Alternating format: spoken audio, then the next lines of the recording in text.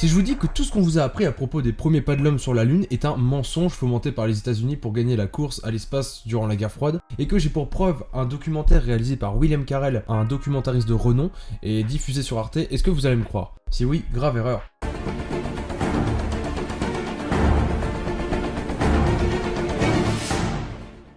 En effet, depuis quelques temps déjà, et notamment depuis l'arrivée de Trump au pouvoir, le terme de fake news est en plein essor. Une fake news, c'est tout simplement une fausse information divulguée de sorte à ce que l'on croit que c'est une vraie information. Les diffuseurs de fake news sont généralement les réseaux sociaux, les chaînes télévisées d'information, et même, plus globalement, le bouche à oreille. Pourquoi? Parce que les infos ne sont pas vérifiées, l'info circule donc trop vite et sur trop de plateformes simultanément, c'est d'ailleurs ce qui rend le démenti d'autant plus compliqué. Puis, qu'on se le dise, une partie des gens atteints par ces fake news ne cherchent même pas à savoir si elles sont avérées, et ils gobent l'information de la même façon qu'un oisillon avale la nourriture que sa mère lui fournit. Alors bien sûr, un des plus célèbres exemples de fake news reste le canular radiophonique d'Orson Welles, La guerre des mondes, diffusé le 30 octobre 1938.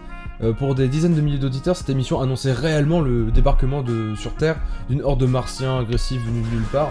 Cela dit, cette version de l'histoire, relatant notamment un mouvement de panique à travers les États-Unis, ressemble elle-même à un fake, ou en tout cas à une version très exagérée de ce qui s'est vraiment passé.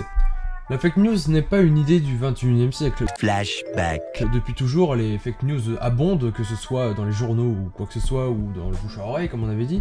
Mais maintenant, en fait, les fake news sont simplement une propagande plus actuelle.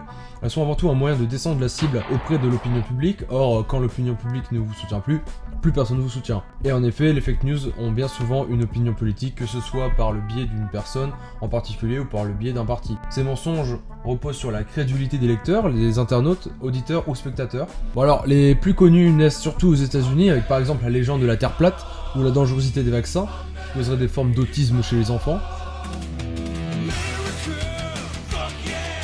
Pour créer des fake news, il faut inventer des faits.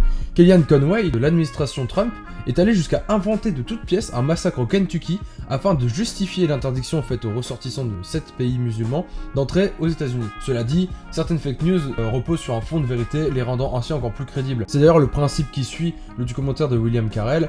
En partant sur une base de vérité et en distillant de fausses informations, on captive le récepteur jusqu'à le persuader que le propos est authentique et que du coup le tour est joué. Alors de ce fait, comment on peut discerner les vraies informations, qui ont une part de vérité du moins? À première vue, on ne peut pas vraiment le savoir. Tout d'abord, il faut connaître l'émetteur de l'information, savoir si c'est une source fiable ou non, si les chaînes de télévision sont politiquement neutres. Ce n'est pas le cas de certains sites internet qui se spécialisent dans l'information, et en l'occurrence l'information fiable. Les fake news en réalité ne sont pas un phénomène totalement nouveau. La rumeur a toujours existé. Au 18e par exemple ou au 19e, elle circulait grâce à des petits feuillets, qu'on appelait d'ailleurs les feuilletons, qu'on distribuait dans les rues, qui apparaissaient, qui disparaissaient très rapidement. Le problème aujourd'hui, c'est que tout le monde avec un simple compte Twitter peut faire circuler extrêmement rapidement une information et qu'elle peut être reprise encore plus rapidement. Le vrai problème, c'est le temps. On a mesuré la vitesse de propagation des fake news et elle est évidemment très largement supérieure à la vitesse qu'il faut pour analyser une information, vérifier une information, la décortiquer, la reprendre, la remettre dans son contexte et la vérifier. C'est le problème principal des fake news. On peut donc multiplier quasiment à l'infini les exemples de fake news, plus ou moins dangereuses. Il y en a qui sont plutôt drôles. Non, Booba n'a jamais été au programme de l'épreuve anticipée de français comme on a pu le prétendre. C'est un petit buzz, ça tourne, ça s'éteint de soi-même. Par contre, il y a effectivement des fake news beaucoup plus orientées. Par exemple, on a récemment indiqué que sur une plage de Melbourne, on ne pouvait pas amener de l'alcool, on ne pouvait pas s'y promener dans telle ou telle tenue.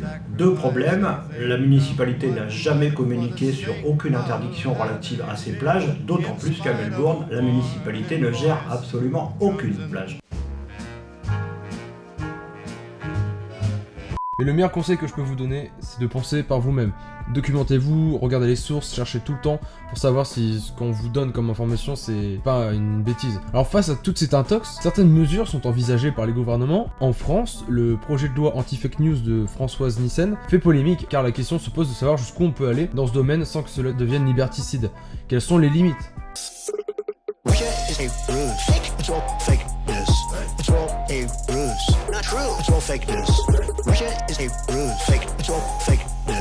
The news is fake because so much of the news is fake.